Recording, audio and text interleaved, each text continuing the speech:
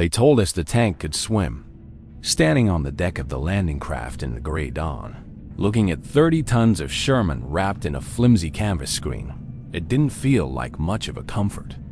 I was 20, a trooper in the 4th 7th Royal Dragoon Guards, loader and wireless operator in a DD Sherman.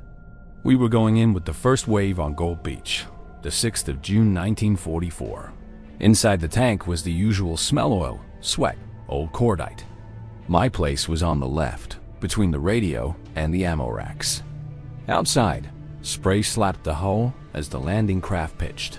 Our commander, Sergeant Hayes, dropped into the turret.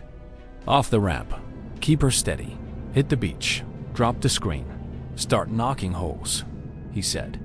He sounded calm. I don't think any of us felt it. We buttoned up, hatches clanged shut. The world shrank to steel, engine noise and the buzz of the radio net other crews. Naval gunfire shouted bearings. The ramp rattled, then dropped. For a second, we were on steel, then nothing, just air and a horrible lurch as the tank splashed into the channel. The hull dipped hard. My stomach went with it.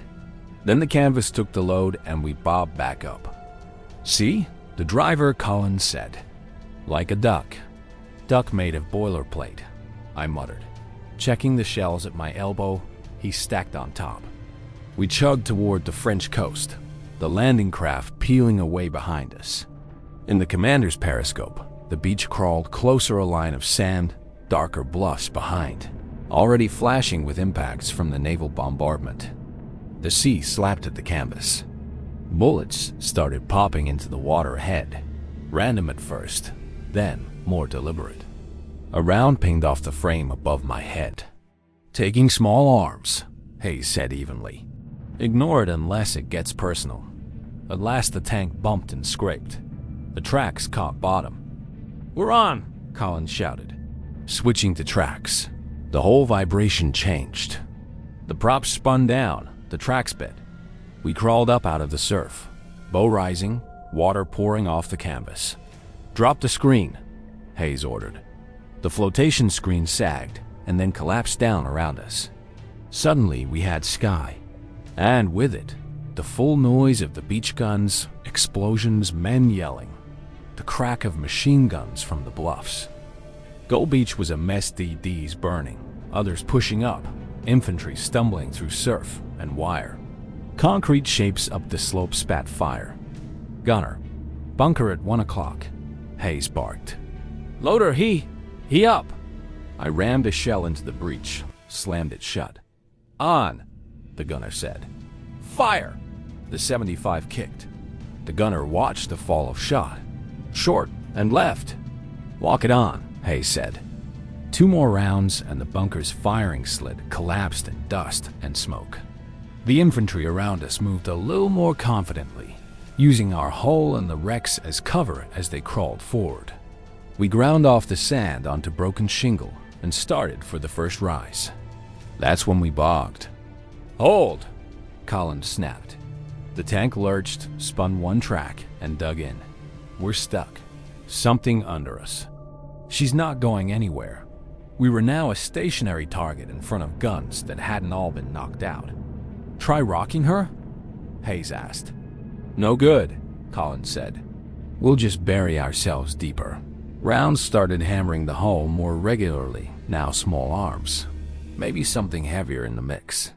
We could still fire, but we weren't moving again under our own power. All right, Hayes said after a moment. We've done what we can here. We sit, we die in a tin oven. We don't block the advance with a stubborn corpse. He looked at me and the others. We disable what we can and get out, he said. Grab ammo if you can carry it.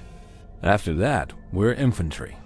We pulled key bits from the radio, set a small charge in the gun breech, made the tank less useful to anyone else in under a minute.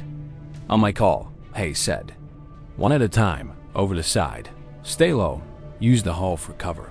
He popped his hatch, ducked as a round smacked the turret, then scrambled out. I followed. The air outside hit like a wall smoke, cordite, sea salt, the metallic reek of blood. The noise was worse than I'd imagined inside the steel shell. We slid down the far side of the Sherman and dropped into a shallow scrape. Machine gun rounds hissed overhead, sparks jumping off the tank. The demolition charge thudded, shaking the hull. Our gun was gone for good. "Thanks, girl," Cons muttered, patting the track. "You floated better than I expected." We grabbed spare ammunition tins, rifles, and moved upward with the nearest pack of infantry. The day turned into one long, dirty push-up gullies, into shallow trenches, clearing German positions with grenades and short bursts instead of hay from Under Armour. At some point, I glanced back down the slope. Our DD Sherman sat where we'd left her, hull scarred, canvas torn, still drawing fire that wasn't meant for us anymore. We didn't see her again. By nightfall, the beach was behind us, and Normandy had turned into hedgerows and lanes and new problems. I stayed with the regiment through France and into the Low Countries, until a shell and a bullet finally put me out of the war near the Dutch border alive, barely, and very done. People talk about D-Day in huge numbers ships, planes, divisions. For me, it's that morning in a swimming tank. The second the ramp dropped, and we all held our breath. The feel of the gun hammering while men on the sand hugged the earth. The moment the track spun and we knew the tank's part in the story was over. They called it an amphibious landing. To us, inside that DD, it was simpler.